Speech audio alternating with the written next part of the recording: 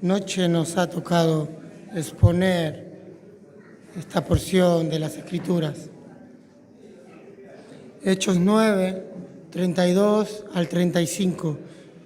Y en el título de su Reina Valera seguramente va a decir curación de Eneas.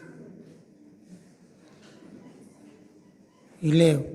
Aconteció que Pedro, visitando a todos, vino también a los santos que habitaban en Lida, y halló allí a uno que se llamaba Eneas, que hacía 8 años que estaba en cama, pues era paralítico.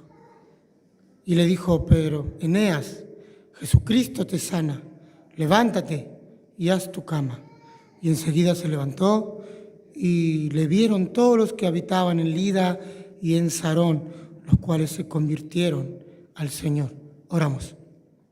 Señor, te damos gracias por un momento más que nos has regalado para poder reunirnos, Señor, junto a los hermanos para adorar tu santo nombre. Hemos cantado, ahora es momento de escuchar tu palabra, lo que tú nos quieres decir, lo que tú nos hablas a través de las Escrituras. Señor, te pido que me califiques, Señor, capacites para poder exponer tu palabra. Te pido perdón por mis pecados. Ayúdame, Señor, soy un hombre débil, imperfecto, ante un Dios grandioso, amoroso. Gracias, Señor, te damos. Oramos en el nombre del Padre, del Hijo y del Espíritu Santo. Amén. ¿Puede tomar su asiento, mi hermano? Sabe que por más grande que puedan haber sido los ministerios de los más nobles siervos de Dios, siempre han sacado tiempo para estar con las personas. Lo tenemos como ejemplo a nuestro Señor Jesús. Él, a pesar de que muchas multitudes estaban con Él, le seguían, le acosaban, el Señor Jesucristo siempre tuvo esa preocupación para con ellos y siempre tuvo tiempo con esas masas de individuos que lo seguían. También podemos ver que Esteban participó del cuidado personal de las viudas. Nuestro hermano y apóstol Pablo, aunque consumido por alcanzar ciudades y naciones, también él se ha acordado de aquellas personas cuyos nombres están en sus libros, en sus epístolas. El gran apóstol compartió su vida y su labor con esas personas.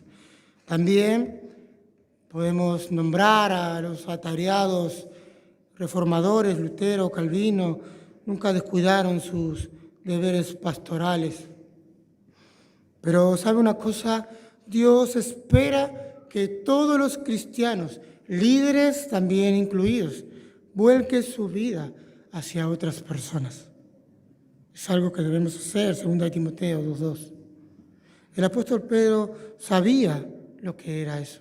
El apóstol Pedro sabía lo que era predicar a masas, a multitudes enteras. Desde el día de Pentecostés en adelante, él habló a enormes multitudes.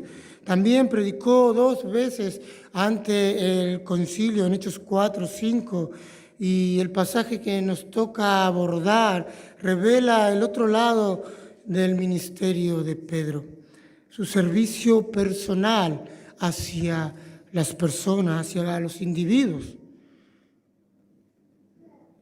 Verso 32, el verso que nos toca, y cito, dice así: aconteció que Pedro, visitando a todos, vino también a los santos que habitaban en Lida, y halló allí a uno que se llamaba Eneas, que hacía 8 años que estaba en cama, pues era paralítico. La escena va a cambiar. Estamos hablando de Pablo, que por ahora se llama Saulo, a Pedro, quien vuelve a ser el personaje central y va a ser el personaje central de los 3 capítulos siguientes. Pablo se ha convertido y valientemente ha proclamado el Evangelio, tanto en Damasco como en Jerusalén. Ha proclamado su reciente fe. Su predicación ha enfurecido de tal manera a sus oponentes que En Damasco y en Jerusalén trataron de matarlo, como lo había dicho nuestros hermanos anteriores en los capítulos anteriores. Entonces ha huido de Jerusalén hacia su ciudad natal, en Tarso. Varios años después, como se registra en el capítulo 13 de Hechos, el ministerio de Pablo dominará la narración allí, todo el capítulo siguiente a partir de Hechos 13 en adelante. Pero la continuidad del Evangelio, la expansión de la iglesia fuera de Jerusalén requirió movimientos de parte de Pedro, que requirió esfuerzos de parte de Pedro. Pedro estaba allí visitando a los hermanos, visitando a todos, y eso demuestra el incesante carácter de ministerio del apóstol en esa época. Pedro no fue allí a poner una oficina, a abrir un local, a sentarse detrás de un escritorio, una silla, a cruzarse de brazos y esperar que vengan las personas a ver si querían escuchar del Evangelio, a ver si querían conocer algo de Jesucristo. Él no fue allí a plantar una oficina jerárquica, sino que se hallaba en continuo movimiento. Escuche esto, mi hermano. Quienes participan activamente en el ministerio son, por lo general, los que reciben de Dios las principales oportunidades ministeriales. Siempre ha parecido que Dios confía su ministerio más próspero a su santo más atareado, y eso es un hecho. El simplemente hecho de estar plenamente activo en el ministerio coloca a alguien en oportunidades estratégicas. Y allí estaba Pedro. Pedro estaba allí en Lida. Bueno, ¿qué sabemos de Lida? ¿Qué sabemos de esa ciudad? Bueno, Lida es conocido en el Antiguo Testamento como Lot. Estaba situada a 15 kilómetros del sureste de la costa marítima. Ese era un lugar estratégico importante, ya que se atravesaban caminos de Egipto hacia Siria y de Jope hacia Jerusalén. Para que queden claros, hoy en día Lida sería el aeropuerto internacional de Israel. Eso sería Lida. Bueno, pero ¿qué pasó en ese lugar? Tenemos algo de historia, pero ¿qué pasó realmente en ese lugar? Bueno, cuando Pedro llegó allí, halló a un hombre que se llamaba Eneas. Según la Biblia dice que hacía 8 años que estaba en cama y estaba paralítico. Bueno, es posible que este hombre no era creyente. Y no existen ejemplos en el Nuevo Testamento de que creyentes fueran sanados, aunque Lázaro, Dorcas y Éuticos fueron resucitados. Pero Lucas no especifica si Eneas estaba paralítico debido a un derrame cerebral, a una enfermedad de esa época o alguna lección. Solamente dice que Eneas estaba paralítico, y conocemos esto porque Lucas es médico. Pero en cualquier caso que sea, la parálisis estaba. Él no podía moverse, él estaba postrado. Estaba más allá de las habilidades del conocimiento médico limitado de esa época. Eneas estaba allí, él estaba paralítico, y la Biblia dice que hace 8 años él estaba en cama. Y yo creo que esa era la perspectiva de Eneas para el resto de su vida. Él dijo, podemos pensar, él decía, me voy a quedar así y así voy a morir, paralítico, en esta cama, para el resto de mi vida, y allí voy a estar. Pero la disponibilidad de Pedro, debido a su participación en el ministerio, abrió una puerta. ¿Abrió una puerta para qué? ¿Para ir a sanarlo? No, abrió una puerta para hablarle de Jesús. Abrió una puerta para presentar el Evangelio.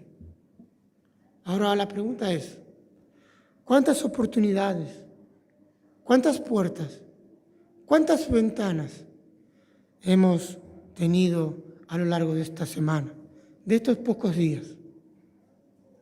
Varias. Yo creo que si se pone a pensar, varias.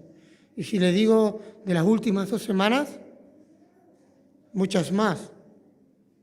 Y si le digo, desde que usted ha conocido a Cristo, ¿cuántas puertas se le han abierto para poder predicar el Evangelio a personas que por ahí aún no han conocido, no han escuchado? Creo que muchas. Y me incluyo, hermano, ¿eh? Se nos han abierto muchas puertas, muchas ventanas. Y algunas veces no las aprovechamos. Por H o por B, por ahí falta de conocimiento, miedo, vergüenza, muchas cosas. Pero perdemos esa oportunidad de hablar del Evangelio. Pero Pedro no la perdió. Pedro supo aprovechar cada una de ellas. El milagro que va a ocurrir en adelante, además del evidente efecto en la vida de Eneas, iba a ser usado por Dios para llevar a cabo, para llevar la fe de Jesucristo a grandes cantidades de personas en la región y alrededores. Verso 34. Y le dijo Pedro, Eneas, Jesucristo te sana, levántate y haz tu cama. Y enseguida se levantó y le vieron todo lo que habitaban en Lida y en Sarón, los cuales se convirtieron al Señor. Qué hermoso. Quienes han de ministrar con eficacia, quienes han de hablar con verdad de Jesucristo, deben tratar de exaltarlo, no de promoverse ellos mismos. Pedro entendía eso. Pedro entendía eso a la perfección. Su papel acercándose al enfermo lo vemos claramente. Él le dijo, Eneas, Jesucristo, no Pedro. Jesucristo, no los apóstoles. Jesucristo te sana. La desinteresada humildad de Pedro creo que está en contraste con muchos en el ministerio moderno de hoy, ¿no? Que buscan su propia fama, buscan su propia fortuna en lugar de exaltar el nombre de nuestro Señor Jesucristo. Pedro tomó en serio las palabras del Señor registradas en Juan 15, 4, 5, y cito, permaneced en mí y yo en vosotros. Como el pámpano no puede llevar fruto por sí mismo si no permanece en la vida, así tampoco vosotros si no permanecéis en mí. Yo soy la vid, vosotros los pámpanos. El que permanece en mí y yo en él, este lleva mucho fruto, aun porque separados de mí nada podéis hacer. En su primera epístola, Pedro repitió esas palabras y cito, si alguno habla, hable conforme a las palabras de Dios. Si alguno ministre conforme al poder que Dios da para que en todo sea Dios glorificado por Jesucristo, a quien pertenece la gloria, el imperio por los siglos de los siglos. Amén. Primera de Pedro 4:11. Pablo también entendió ese principio y Pablo le habló a los efesios y les escribió, y cito, y aquel que es poderoso para hacer todas las cosas mucho más abundante de lo que pedimos o entendemos, según el poder que actúa en nosotros, a él sea la gloria en la iglesia, en Cristo Jesús por las edades, por los siglos de los siglos. Amén. Efesios 3, 20 al 21. Entonces Pedro le ordenó a Eneas que reaccionara al milagro, que reaccionara a la curación. Le dice, levántate. Eneas, levántate y haz tu cama. Y el enfermo, y Eneas, ¿qué hizo? Se levantó, sin parálisis. Toda parte del cuerpo que estaba quieta, toda parte del cuerpo que estaba inmóvil, comenzó a moverse. Usted imagínese, no solamente se movió, un cuerpo que ha estado inmóvil durante 8 años. ¿Usted qué piensa cómo deben estar esos huesos? ¿Usted qué piensa cómo deben estar esos músculos? Hermano, yo me acuerdo cuando he contraído COVID y estuve como 5 días en cama. Me costó regenerar fuerzas para poder caminar, hacía 5 pasos y me tenía que sentar. Imagínese, Eneas, en cama, 8 años, y usted sabe que mucho tiempo en cama trae otras enfermedades también, otras dolencias. Y ese milagro no fue solamente la parálisis, sino que tuvo que darle fuerza, tuvo que reconstruirse por ahí tejidos a causa de estar quieto en una cama. Tuvo que los músculos fortalecerse. Y se levantó. Eneas se levantó al instante. No nos quedemos solamente como, bueno, está bien, me levanto. Tuvo que regenerarse muchas cosas antes de eso. Ese es el milagro, ese es Dios. Ese es Jesús a través de la palabra de Pedro, a través de la predicación. Levántate y haz tu cama. El enfermo se levantó, sin parálisis, con fuerza, porque hay que tener fuerza para hacer la cama. A mí algunas veces me cuesta levantarme y hacer mi cama, o llegar a mi casa y ordenar, pero él se levantó con mucha fuerza y obedeció, ya que la sanidad de Eneas fue total. Él ya no estaba confinado en ninguna parálisis, a ningún movimiento. Entonces Pedro le dijo, Eneas, haz tu cama. ¿Y sabe una cosa? Las sanidades que se realizaron Jesucristo y los apóstoles fueron instantáneas. Fueron instantáneas y fueron completas. Usted no va a encontrar ninguna sanidad incompleta a lo largo de las Escrituras. Curaciones progresivas, podríamos decirle. Usted no va a encontrar eso. Las sanidades fueron completas y al instante. No va a encontrar a alguien que haya sido sanado y luego lentamente, a lo largo de los días, a lo largo de las horas, a lo largo de los años, se fue regenerando. No va a pasar eso, no va a encontrar. La curación de Eneas, que se hizo saber a todos y fue al instante y tuvo drásticas repercusiones. La presenciaron todos los que estaban en Lida y en Sarón, los cuales se convirtieron al Señor. Se maravillaban de lo que había pasado. Y Pedro tuvo una puerta, tuvo una ventana para poder hablar allí en el Evangelio. Tal era el poder y la gracia de Dios a través de Pedro que esa región escuchó el Evangelio y todos creyeron. No solo en la ciudad natal de Eneas, sino en Lida, también en la llanura de Sarón. Los habitantes llegaron a la fe al Señor. Amén. La buena voluntad de Pedro.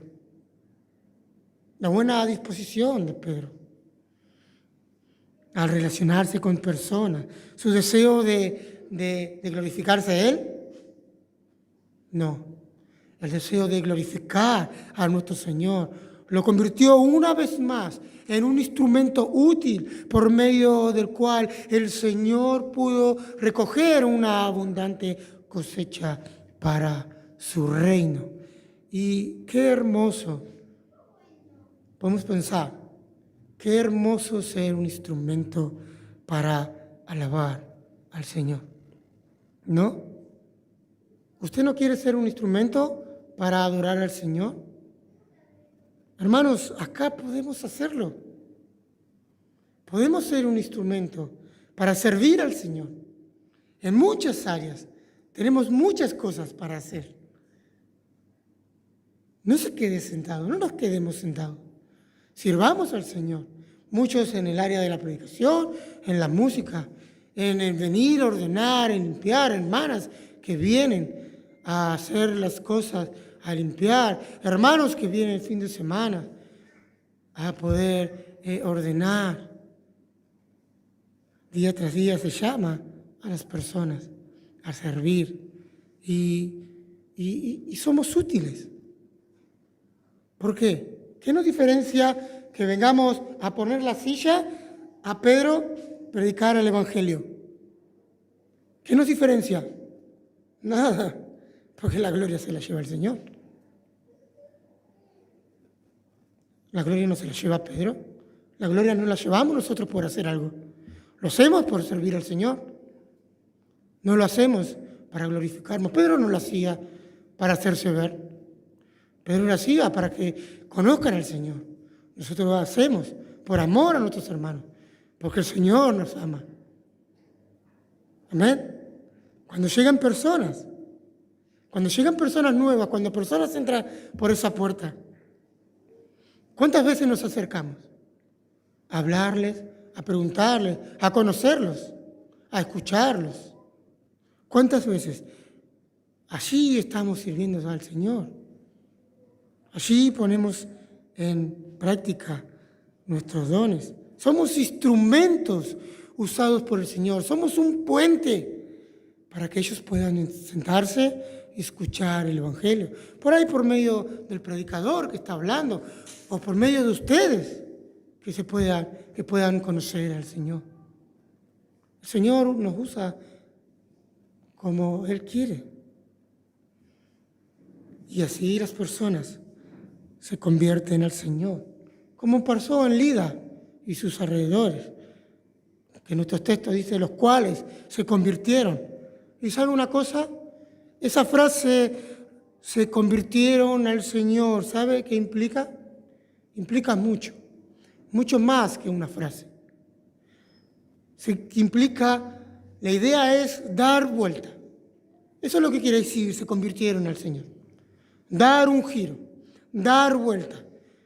Eso describe a la salvación como algo más que un cambio de mentalidad. En realidad se trata de un cambio de dirección. Los habitantes de Lida y de sus alrededores, de Sarón, estaban yendo para un lado. Caminaban. Ellos se encontraron con Pedro, vieron ese milagro. Pedro les habló del Evangelio. Su mentalidad cambió, su vida cambió. Entonces empezaron a caminar para el otro lado. Eso significa, se convirtieron al Señor. Esa es la conversión. Así es una conversión. Así es un cambio de actitud, un cambio de creencia, un cambio de conducta y un compromiso totalmente opuesto al que tenían.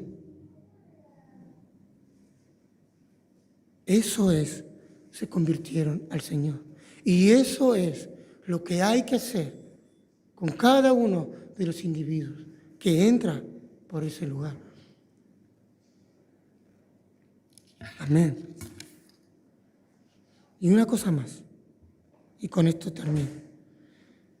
Sabe que lo más maravilloso fue que el impacto que tuvo este milagro, como veníamos diciendo, resultó la conversión de las personas de esa región. El milagro confirmó el mensaje de Cristo, que Él es el Mesías y debemos reconocerlo como tal. Y quiero que se lleve esto a su casa. Siempre la obra de Dios, no nuestra obra, no la obra de Pedro, no la obra de Pablo, no la obra de ningún apóstol, ningún reformador, ninguna persona a lo largo de la historia de la Biblia, sino la obra de Dios conduce a las personas a Jesús. Nosotros somos un instrumento, pero el que se lleva toda la gloria y la honra es el Señor Jesús, como pasó aquí. Amén. Dios lo bendiga, mis hermanos. Oramos. Señor, te doy gracias por esta porción de las Escrituras que nos habla día tras día, Señor. Y entendemos que